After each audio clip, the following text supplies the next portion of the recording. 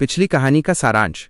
आर्यन सूर्यगढ़ पहुंच चुका है और उसने धरा शक्ति अर्थ पावर का पहला प्रदर्शन करते हुए पाताल भैरव को धूल चटा दी है। लेकिन जब वो राजगद्दी की ओर बढ़ा तो उसे वहां अपने पिता का साया दिखाई दिया। राजमहल के मुख्य कक्ष में सन्नाटा था। टूटी हुई खिड़कियों से आती चांदनी सीधे उस सिंहासन पर पड़ रही थी जहां एक आकृति बैठी थी। उसने वही शाही कवच और मुकुट पहना था जो आर्यन के पिता राजा चक्रपाणी का था। आर्यन अविश्वास में, पिताजी, क्या आप वाकई जीवित हैं या ये भी अघोर का कोई छल है? आकृति धीरे से उठी। उसका चेहरा बिल्कुल आर्यन के पिता जैसा था, लेकिन उसकी आवाज ठंडी और बेजान थी। साया, पुत्र, मैंने तुम्हारा इंतजार किया। मैंने देखा कि तुमने 4 मोहरें खोल लीं, लेकिन 5वीं मोहर खोलने के लिए तुम्हें उस गद्दी को स्वीकार करना होगा जिसे मैंने बीच राह में छोड़ दिया था। माया ने धीरे से आर्यन का हाथ पकड़ा। उसकी आंखों में नक्षत्र दृष्टि का डर था। माया, आर्यन संभलना, इसके भीतर कोई धड़कन नहीं है। ये पृथ्वी की मिट्टी और काली विद्या से बना एक छाया पुतला है। इसे केवल तुम्हें भ्रमित करने के लिए बनाया गया है। जैसे ही माया ने यह कहा, साये का चेहरा अचानक विकृत डिस्टॉर्ट होने लगा। वो हंसने लगा, एक ऐसी हंसी जिससे राजमहल की दीवारें कांपने लगीं। साया, सही कहा लड़की, मैं तुम्हारा पिता नहीं बल्कि तुम्हारी यादों का अंधकार हूं। साया अचानक विशाल मिट्टी के राक्षस में बदल गया।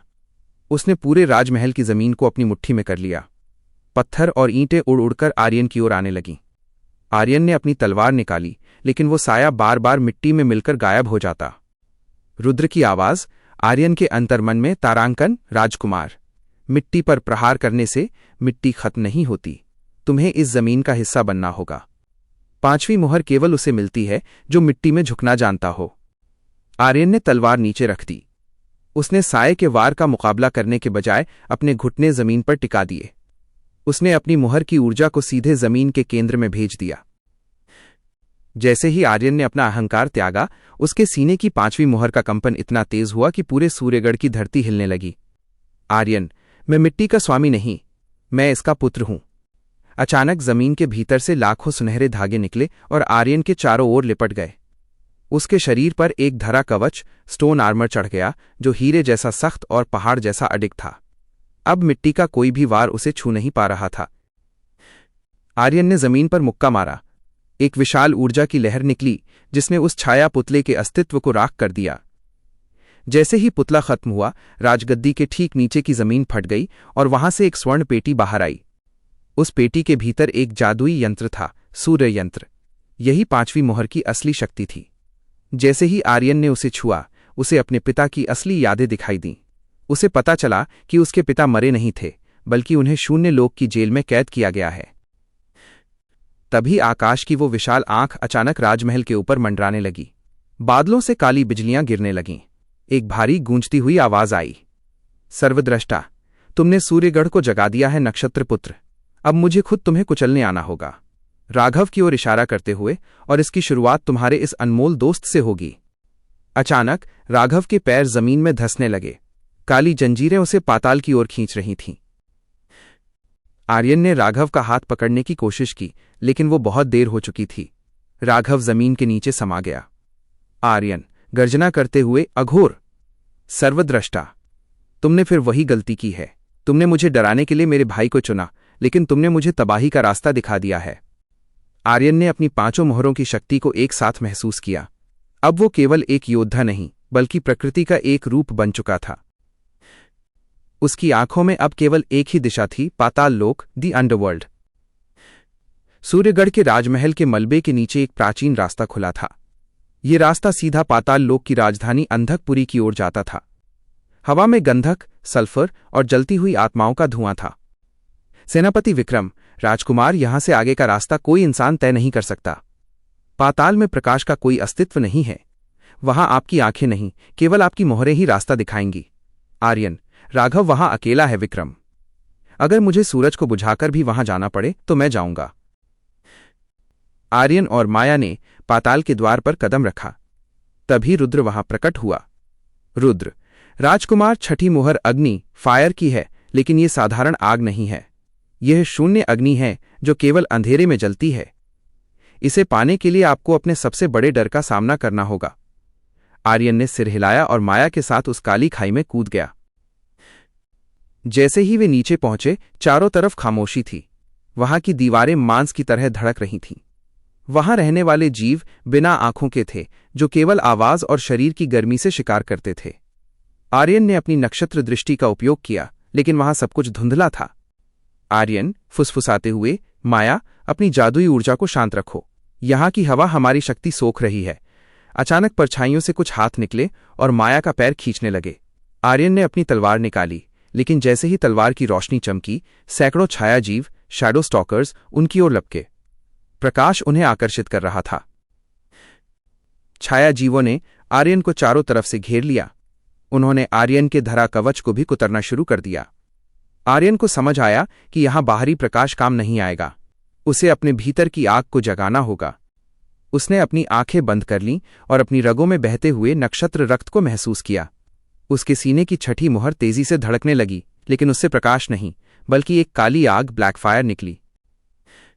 आर्यन के शरीर से निकली काली लपटों ने छाया जीवों को जलाकर राख कर दिया। ये आग ठंडी थी लेकिन विनाशकारी। आर्यन, माया, मेरे पीछे रहो। यह आग केवल उसे जलाएगी जिसके मन में पाप हो। आर्यन अब एक काली मशाल की तरह अंधेरे को चीरते हुए आगे बढ़ने लगा। वो उस जगह पहुंचा जहां एक विशाल लोहे का दरवाजा था, जिस पर सर्वद्रष्टा की आंख बनी हुई थी। जैसे ही दरवाजा खुला, सामने एक ऊंचा सिंहासन था। वहां राघव बैठा था, लेकिन उसकी आंखें पूरी तरह काली थीं और उसके चेहरे पर नसें उभरी हुई थीं। उसके हाथ में एक खौफनाक काली तलवार थी। आर्यन स्तब्ध होकर, राघव, ये तुम क्या कर रहे हो? राघव, एक फटी हुई भारी आवाज में, राघव मर चुका है आर्यन। अब मैं हूं छाया कुमार, पाताल का नया सेनापति, और मेरा पहला काम उस योद्धा को मारना है जिसने अघोर को हराया था। राघव ने अपनी तलवार उठाई और बिजली की गति से आर्यन पर हमला किया। आर्यन ने अपना कवच आगे किया, लेकिन राघव के वार ने उस पत्थर के कवच को एक ही झटके में काट दिया। तभी सिंहासन के पीछे से लावा का एक विशाल राक्षस निकला, ज्वालासुर, जो छठी मुहर का रक्षक था। ज्वाला, सुर, नक्षत्रपुत्र, अगर तुम्हें मुहर चाहिए तो तुम्हें अपने इस मित्र के दिल को अपनी तलवार से चीरना होगा। प्रेम की आहुति ही इस काली अग्नि को पूर्ण करेगी। आर्यन के सामने दो रास्ते थे, या तो वो अपने सबसे अच्छे दोस्त को मार डाले या छठी मुहर को खोकर पूरी दुनिया को अंधेरे में डूबने दे। राघव की काली तलवार अब आर्यन की गर्दन के पास थी। क्या आर्यन राघव पर वार कर पाएगा? राघव की काली तलवार और आर्यन की रुद्रखंड के बीच की टक्कर से पूरे पाताल लोक में कंपन हो गया। राघव की आंखों में कोई पहचान नहीं थी, केवल नफरत और अंधकार था। राघव, तुम कमजोर हो आर्यन। तुम कभी सम्राट नहीं बन सकते क्योंकि तुम भावनाओं से बंधे हो।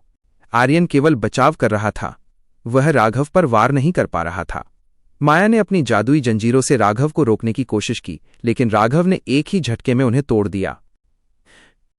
विशाल लावा राक्षस ज्वालासुर हंसा। उसकी हंसी से चारों तरफ गर्म लावा फूट पड़ा। ज्वालासुर, नक्षत्रपुत्र, छठी मुहर शून्य अग्नि की है। यह आग तब तक पूर्ण नहीं होती जब तक तुम अपने सबसे प्रिय मोह का त्याग न कर दो। राघव को मारो और ब्रह्मांड के भगवान बनो। आर्यन गर्जना करते हुए, नहीं, अगर मेरा साम्राज्य मेरे अपनों की लाशों पर खड़ा होगा तो मुझे ऐसा साम्राज्य नहीं चाहिए। आर्यन ने अपनी तलवार नीचे फेंक दी। उसने अपना रक्षक कवच हटा दिया। राघव उसकी ओर तेजी से झपटा और अपनी काली तलवार सीधे आर्यन के सीने की ओर ले गया। तलवार आर्यन की खाल को छू चुकी थी, खून की एक बूंद गिरी। माया, आर्यन, हट जाओ वहां से। लेकिन आर्यन हिला नहीं। उसने राघव की आंखों में गहराई से देखा। आर्यन, राघव, अगर मेरा खून तुम्हें वापस ला सकता है तो लो, मार दो मुझे, लेकिन याद रखना तुम मेरे भाई थे और रहोगे। जैसे ही राघव की तलवार ने आर्यन के सीने को छुआ, एक चमत्कार हुआ। आर्यन के सीने की छठी मुहर से काली नहीं, बल्कि एक सफेद दिव्य अग्नि, व्हाइट सेलेस्टियल फायर निकली। यह मोह त्यागने की नहीं, बल्कि त्याग के साहस की अग्नि थी। वो सफेद आग राघव के शरीर में समा गई। राघव के शरीर से वो काला साया चीखता हुआ बाहर निकला और जलकर राख हो गया। राघव की आंखें फिर से सामान्य हो गईं और वो बेहोश होकर आर्यन की बाहों में गिर गया। ज्वालासुर क्रोधित हो गया। तुमने कानून तोड़ा है, अब मैं तुम्हें यहीं भस्म कर दूंगा। आर्यन खड़ा हुआ। उसके चारों ओर सफेद और काली अग्नि का एक अद्भुत संगम हो रहा था। उसने अपनी तलवार हवा में उठाई। आर्यन, नक्षत्रकला, शून्य दहन प्रहार। एक ही वार में पूरी पाताल नगरी की अग्नि आर्यन की तलवार में समा गई और एक विशाल झटके के साथ ज्वालासुर के टुकड़े टुकड़े हो गए। छठी मुहर अब पूरी तरह आर्यन के नियंत्रण में थी। अंधकपुरी की छत फटने लगी। ऊपर से सर्वद्रष्टा की वो विशाल आंख अब अपना धैर्य खो चुकी थी।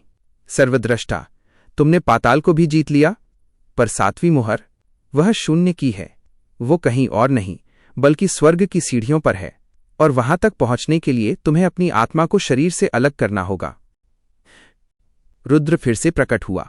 उसके चेहरे पर विजय की मुस्कान थी, लेकिन आंखों में चिंता। रुद्र, राजकुमार, आपने असंभव को संभव कर दिया, लेकिन सातवीं मुहर आत्मा सोल की है। वो मुहर नहीं, वो स्वयं आप हैं। अब हमें उस स्थान पर जाना होगा जहां ब्रह्मांड का अंत और आरंभ होता है, अनंत द्वार। आर्यन ने राघव को सहारा देकर उठाया। माया और नील भी उसके पास थे। आर्यन, दोस्तों, आखिरी कदम अब हमारे सामने है। चलिए इस कहानी को खत्म करते हैं। आर्यन और उसके साथी पाताल लोक से बाहर निकलकर एक ऐसी ऊंचाई की ओर बढ़ रहे हैं जहां सितारे जमीन को छूते हैं। सातवीं मुहर उनका इंतजार कर रही है। अगर आपको हमारी स्टोरी पसंद आ रही है तो हमारे चैनल को सब्सक्राइब करें।